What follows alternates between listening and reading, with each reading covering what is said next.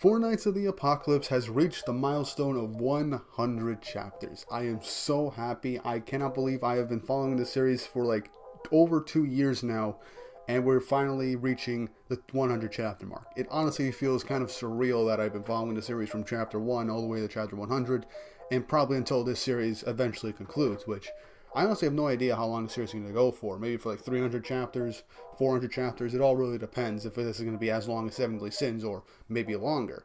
But either way, I'm really happy for this. Honestly, I just cannot wait to see what happens next. And this was another really good chapter, in my opinion. And yeah, I just can't wait to see what happens next. So let's just hit the intro and get right into the video.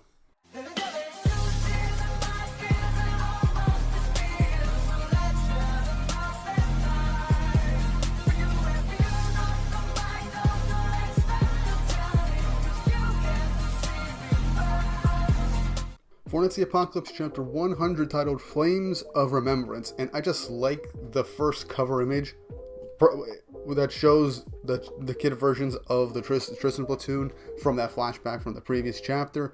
I like this little colored version, and the text on it says, "On that day I saw your back, and it was too far away." Kind of going towards Jade's mentality towards Tristan, which we'll get into eventually in this chapter. Also, really quick image, we got more teaser images for the anime, which is coming out in October. I'm thinking of doing another video on the anime, it depends on the timing, but I'll see what I can do on that. Anyway, the chapter starts off with everyone meeting up with An's group, witnessing Jade in Isolde's arms. Shion walks up and he's kind of he's not really reacting to it, being like, how did you even lose in a place like this? On your feet.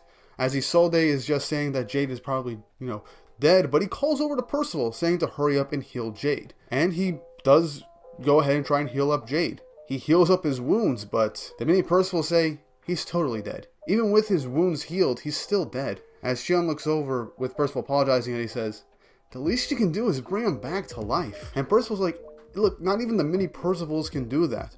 As Shion is like, come on, but what is this? Because we picked that fight with you when you came to the kingdom. As Percival starts to cry, he's like, it's impossible. Shion pulls him up, visibly angry, saying, that is BS. You were dead just before, but you came back, didn't you? And everyone's just saying that don't blame Percival. As Shion just screams to him, bring him back. As Isolde is crying off in the corner, with the next panel showing Percival just crying, saying like, if I could do that, I'd want nothing more than to bring my grandpa back. As then Shion just tosses Percival towards the side out of sheer frustration. As, Percival's friends are kind of pissed at Shion for tossing him off on the side, not to blame him for anything. But I have to sympathize with Shion right now, because if you see someone that somehow got brought back to life within a few seconds of literally getting their neck snapped, you're thinking, okay, maybe they can actually bring people back to life. But yeah, I gotta say, Shion is reacting in a realistic way right now. He's frustrated, he's angry, he lost his best friend, basically. I'm sympathizing with Shion, my god. I hate this. But yeah, honestly, really quick, I just want to say, I'm glad that Percival can't bring back the dead, because that will take out any and all stakes from this series. I'm being completely honest with you. Already with him being brought back from the dead twice now, maybe 3 times if we include chapter 1, if he did die then in that chapter. But if it's just Percival because of his abilities and the fact that he's a Knight of Death, I can believe that, and if it's used sparingly, I'm fine with it. But if he can't bring back his allies, I think that's a really good balance, if I'm being completely honest. Anyway, moving on, they begin to think of, Macduff. He's a big problem and they have to catch him. But he disappeared. We see Macduff basically just supporting himself on the wall, trying to get away, saying, I can't believe I was forced into retreat by mere children. First I have to leave this town and heal my wounds. As he realizes some magic power nearby, and it's Tiadnich, being held up and imprisoned by a Percival golem in the air. As she comes to, Macduff says, are you being magically restrained? He then goes up to the Percival golem, tries to rip it off, but doesn't have any signs of just getting her unstuck at all. She asks him for his help, but he then reaches into her coat pocket and pulls out a flute that was a gift to her from King Arthur. It's called the Whistle of Sinrapora. Senoprosupi. I'm butchering that pronunciation. My God. Anyway, he says it's a magic item that summons a multi-winged beast from purgatory, which is honestly really cool. An item that can literally summon creatures from purgatory. That's an interesting way to utilize an item. He says that he'll be sure to put it to good use, but not for free, of course. In return, I'll give you this. And he takes off his glove, saying that it's a magic item that he was given. The glove of Gianiach. What? Okay, I'm gonna be honest. I'm probably gonna mispronounce and butcher a lot of names. I'm sorry if it sounds cringy, guys. But yeah, he says it's an item that multiplies one's strength 4 or 5 times fold, and he's sure that Giannis will be able to find some use for it, even if she is powerless. So he is insulting his comrade, even though he himself basically got off worse than she did. I mean, he's missing an arm, so yeah. But that item also kind of explains how he was relatively very strong earlier. So yeah, okay, that's a good, nice explanation for the fact that he had superhuman strength for the most part. He then blows the whistle, is then cut back to Chion and the group. Chion takes out a little sphere, and he chants the name Vivaro. And then a flame salamander thing comes out, and we get an image of Macduff on this winged purgatory beast flying away. Since Chion seems to have noticed it, he then gives the command to the salamander creature that he summoned. The target has fled this place. Follow his blood scent and leave no trace of him. Use the power of all your kin that exist in this city. As the salamander screeches out, and we see that all the flames from the torches are being pulled up from around the town. Honestly, really nice use of the environment, I have to admit. Since everyone's taking advantage of he's taking advantage of this festival and everyone using the torches to honor their loved ones that fallen, Chion is using all the torches as fuel for the fire. So we actually get this nice image of all the flames from the torches all around town being brought up into the air. And we get some flashback narration. And this is from Jade saying, "You know, Chion, I envy you. I always care about what others think of me and try to act cool, hiding my true feelings because I can't stand them getting denied. You're a guy who insists that folks who claim to be right or good are actually wrong or evil. You don't want to bend your thoughts for others." As he states, his magic power is called monochrome. "I'm sure I got this kind of magic power because I admired how black and white you are." So he's literally describing Chion's personality. And now we cut to, well, Chion's flashback narration stating, "Jade, is that as far as your loyalty to Prince Tristan goes?" As we see an image of Tristan running towards that big light, stating that that's Chion's Death Sky burial. Tristan begins to run up and catch up with everybody as the narration from Jade goes on. "Don't get me wrong, I respect him, and from the bottom of my heart, I think he's amazing." Tristan gets up and sees the scene of everyone around Jade as the narration from Jade in the past says, "I just hate his guts." So Jade, throughout this whole time, he respected and admired Tristan from the bottom of his heart and thought that he was amazing. But he hated him. He actually hated Tristan. For what reason? I'm not sure. Maybe because Isolde likes him. I don't think it's anything as petty as that.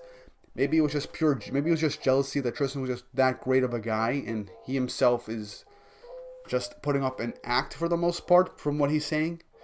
But that is a really big insight into Jade because Chion full on, well, simps for Tristan. Isolde is in love with Tristan, but Jade, he admires and thinks he's amazing, but he kind of hates him for that, from what I can gather from it. So that's another thing to think about and actually look into who Jade is as a character. So that is something I was not expecting.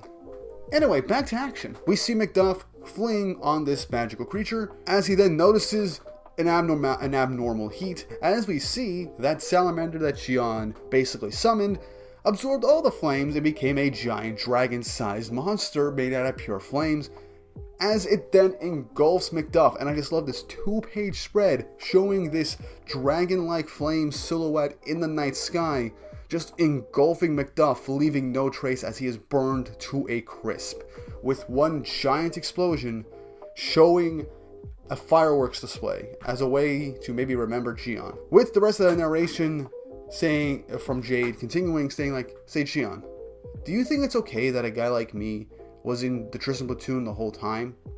It's fine, isn't it? As Cheon says, I have no idea what reason you have to hate Sir Tristan, but that's just how you are, right?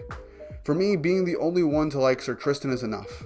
As the past Jade just laughs, saying, I know. And man, all this going on with the image of Tristan looking over Jade's dead body with Isolde in tears, that is kind of heartbreaking. As the chapter closes out with one last narration, with the panel of the now no longer living Jade, narrated by Cheon stating, just know that you're my sacred favorite person, Jade. As the next panel next to him of Cheon just depressed, I can't describe how many negative emotions he's feeling, just a sense of loss for his best friend, as a narration from Jade says, happy to hear that. Kind of a huge gap there though, with the last panel just being the flames dissipating, with the final words of the chapter being parting with a dear friend under an illuminated sky. And we got a break next week. So yeah, after officially Jade is dead. He is officially dead, and Percival cannot bring him back to life. Still, we don't know if Jade could eventually come back in the future, due to maybe chaos powers if Arthur can revive the dead, or if Percival's power can evolve again at some point. But yeah, this was a really nice and honestly good emotional chapter, because we got some real emotion out of Cheon, got a bit more into Jade's mental state, even though he's kind of, not alive anymore. And Tristan arrives on the scene to witness one of his close allies dead in Isolde's arms. I gotta say, this was a good chapter. I liked how Macduff got just taken out by Cheon using an elemental power, and I think this kind of confirms that Cheon can use like elemental spirits in order to fight for him or to utilize their abilities. We saw him use Sylph, and he was able to utilize wind and air pressure. Now we used a salamander type creature that utilized flames in the area to completely burn someone to ash.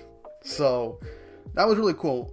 Cheon has some utility as a character with his abilities. But like I mentioned earlier, with Jade secretly hating Tristan while simultaneously admiring him, that is something I was not really expecting. I'm not sure what this really means, because it's still kind of vague as to why he doesn't like Tristan. Like I said, it could just be because he's like jealous of how amazing Tristan is, how he basically saved everyone from when they were kids. It could be jealousy due to the fact that Isolde likes Tristan, for all we know. I don't know. I'm just making pure speculations right now, and this actually interests me because Jade did not really show any real disdain towards Tristan at all. And even stated in this chapter in the flashback bubbles that he was just been putting up an act for the most part, just so his feelings just don't get denied. And yeah, I'm honestly kind of curious to see more of Jade now. If he is 100% dead and not coming back, and if we don't get another flashback, I'm fine with it. Because as much as I liked these new characters being introduced, I feel like we need more time with the Four Knights, because we mainly didn't really get a ton of time utilizing time with all these characters. Percival, he's the main character. We spend more time with him. Lancelot was there from the beginning, even though he didn't really fight much until his main introduction, and he got more time in the Leonis arc. Gawain is the one character that we need more time with right now, and this arc focused on mainly Percival and Tristan for the most part, but for really just the Tristan platoon in general, and I like that. We got more characterization for them, and I'm curious to see what's going to happen now, because this applies real stakes, because they are basically in a war against Camelot, and they just lost one of their close friends after being sent off by the king, Meliodas, even though he really didn't want to have to rely on them since they are kids to do this dangerous work. So I'm curious to see what's going to happen next. Is Tristan going to turn back and deliver Jade's body to the kingdom? Will Cheon do it? Will they continue on their journey and split up with Lancelot and Gawain and go back to Leonis before they head off towards where Camelot, old Camelot used to be, to find where an entrance to Camelot? And then we'll just focus more on Percival, Gawain at the Fairy King's Forest, and then Lancelot doing his stuff. I don't know, but I think that's the direction we might be going with, because this arc did have a lot more focus on the Tristan platoon in general. So I'm curious to see what happens next. But that's really all I gotta say, because we got a break next week. I should have a video or two for Four Knights and maybe a different series ready by then. So don't worry, we're gonna have a video next week, but no chapter. So we got break, let's see what's going to happen. Leave your thoughts and opinions down in the comment section down below to see what's going to happen for the rest of this arc, now that the assassins from Camelot have been dealt with for the most part. And how do you think the whole stuff with the demons being under the control of Arthur is going to play out? Because we got no real idea what was going on with that in the last 2 chapters. So we definitely got to finish with that plot line. Do you think the story is going to progress from this point forward? Do you think they're going to split up officially from this point on? And what do you think about Jade's death and the reveal that he actually hated Tristan, even though he really admired him? Leave your thoughts and opinions down below. And don't forget to like, subscribe, and hit the notification bell for updates on future videos. It really does help, and it shows you guys enjoy the channel and the content for Four Nights the Apocalypse. I do want to make more, obviously, so I will do my best to make as much content as I can for you guys. I know you'll like it. But with all that said and done, I hope you guys enjoyed the review, and I hope you all have an awesome day.